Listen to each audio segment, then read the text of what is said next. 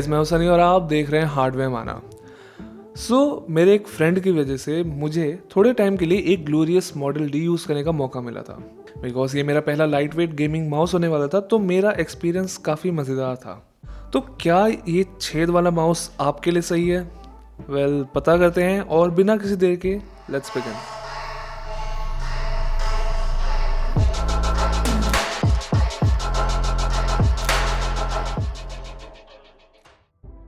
तो हम पैकेजिंग से शुरू करते हैं। It's a clean simple package जिसमें आपको नॉर्मल मैनुअल्स के अलावा एक्स्ट्रा माउस फीड और स्टिकर भी मिलते हैं। Glorious PC gaming race model D Glorious का दूसरा माउस है। इससे पहले मॉडल ओ और मॉडल ओ माइनस आया था, और ये कहना गलत नहीं होगा कि इसने एक तरीके का एक नया ट्रेंड शुरू किया था गेमिंग माउस इंडस्ट्री में। ये एक right hand only ergonomic shape वाला माउस है, सो सॉरी उल्टे हाथ वाले लोग। 70 ग्राम्स के वेट को अचीव करने के लिए माउस के टॉप और बॉटम शेल पे हनीकॉम्ब होल्स है।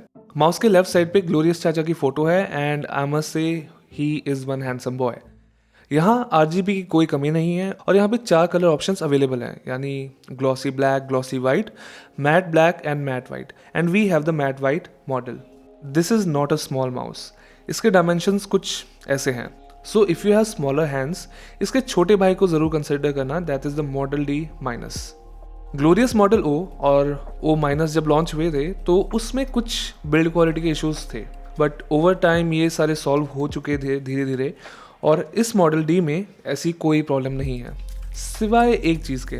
हमारे यूनिट पे DPI बटन में थोड़ा सा वॉबल था, और इस DPI बटन का की ट्रैवल भी थोड़ा सा इनकन्सिस्टेंट था। थोड़ा सा डबल क्लिक जैसा लगता था, डिपेंडिंग ऑन ये आप कहाँ से किस एंगल से इसको प्रेस करते हो। इस माउस की केबल सबसे बेस्ट केबल में से एक है जो मैंने आज तक यूज़ की है।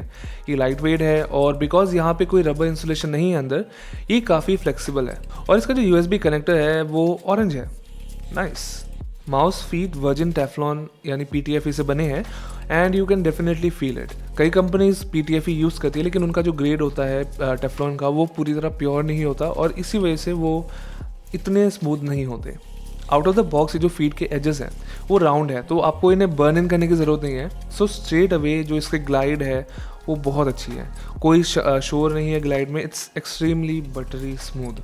अगर आपको अपनी ग्लाइड स्मूथ पसंद है लेकिन एकदम मक्खन जैसी स्मूथ नहीं, तो आपके पास एक और ऑप्शन भी है।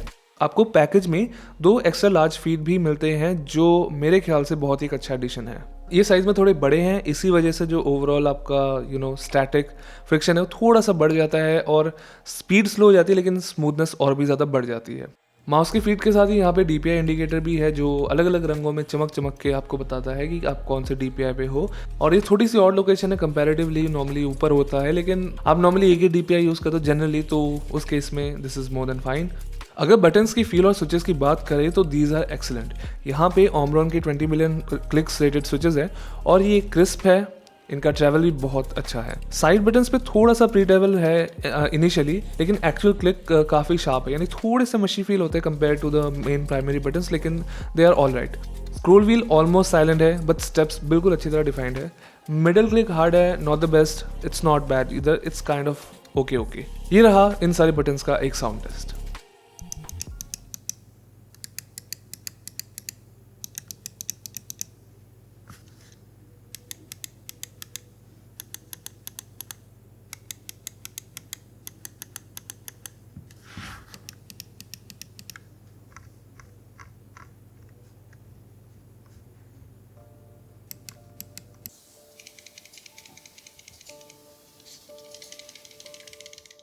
यहाँ पे पिक्सार्ट का PWM3360 सेंसर यूज़ हुआ है, जो मेरे ख्याल से बहुत ही एक अच्छा सेंसर है। It's not the top and sensor, यानी 3389 या 3390 जैसा सेंसर तो नहीं है, लेकिन it's more than sufficient for 90% of gamers, because इसकी परफॉर्मेंस काफ़ी अच्छी है। I mean there is no kind of smoothing या no kind of angle snapping, फिर इसके अलावा ट्रैकिंग और इसके एक्सेलरेशन वगैरह सब अंडर कंट्रोल है।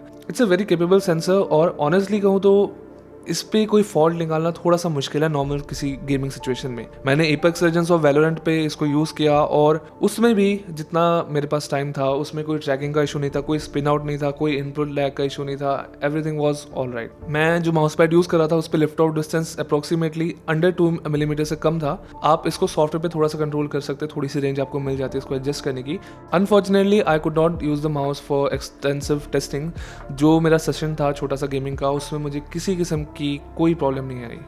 This mouse is definitely meant for palm grips, और जब तक आपके हाथ मीडियम टू लार्ज साइज़ के होंगे you can easily palm it, you can claw it, और अगर बहुत ज़्यादा राक्षस जैसे हाथ है तो फिंगर ग्रिप भी आप इसको कर सकते हो। छोटे हाथों के लिए model D minus is a better choice, तो उसको ज़रूर कंसिडर करें।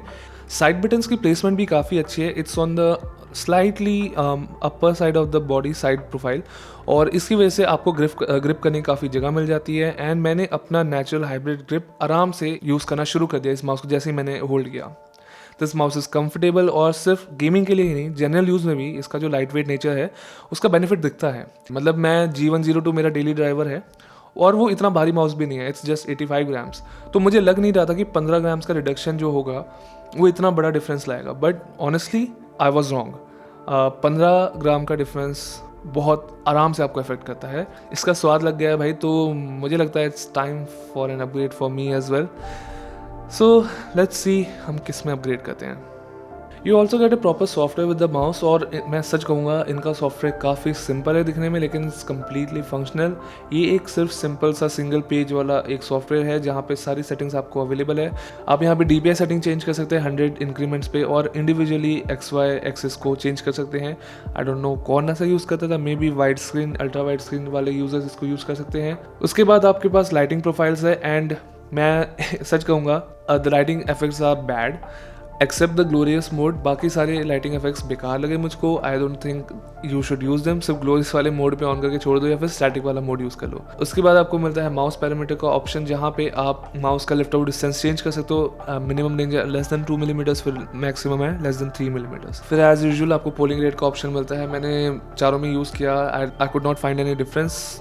डीबाउंस टाइम एक थोड़ी एडवांस सेटिंग है जो आपकी बेसिकली डबल क्लिक टाइम को मिनिमाइज करने के लिए यूज होता है। डीबाउंस टाइम को आप बढ़ा सकते हैं, by default it's on 10 millisecond. आप इसको 4 मिली सेकेंड तक लेके जा सकते हैं या फिर उसको बढ़ा सकते हैं। बाकी इसके अलावा आप अपने सेटिंग्स के लिए प्रोफाइल्स क्रिएट कर सकते हैं। आप अपनी कीज़ पे मैक्रो या फिर कोई दूसरा फंक्शन असाइन कर सकते हैं।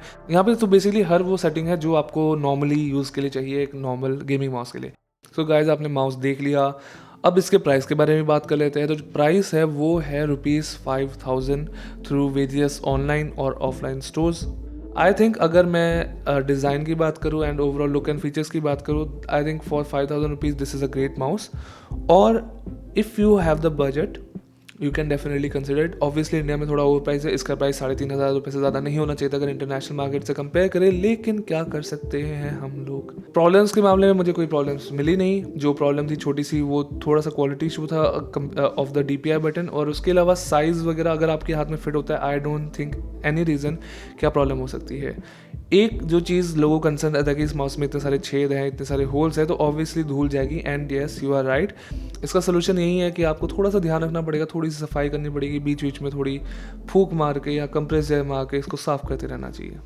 क्या ये आपको बाय करना चाहिए? ऑब्वियसली छेद बहुत सारे हैं और आप इस माउस को यूज़ करके 200 में छेद कर सकते हैं।